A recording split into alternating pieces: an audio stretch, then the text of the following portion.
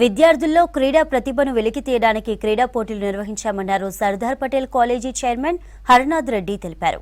సికింద్రాబాద్లో 18 కాలేజీలకు చెందిన విద్యార్థులకు kabaddi, volleyball, kho kho, table tennis, basketball, chess, ring ball, carrom పోటీలను నిర్వహించామని తెలిపారు. గెలుపొందిన వారికి బహుమతులను అందించామన్నారు. ప్రతి సంవత్సరం నుమాయిష్ ఏర్పాటు చేసిన సందర్భంగా ఆటల పోటీలను ఎగ్జిబిషన్ సొసైటీ నిర్వహిస్తోందని తెలిపారు Haranath Reddy. And also the students. I am the host and I am the guest.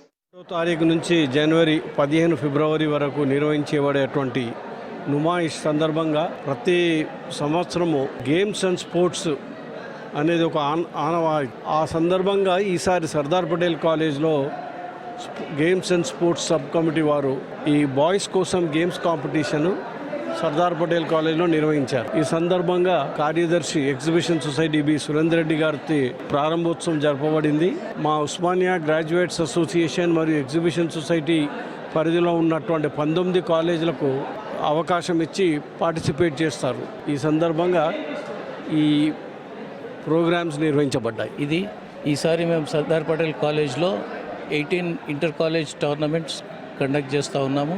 Every year ఒక్కొక్క కాలేజ్లో కండక్ట్ చేస్తూ ఉంటాము.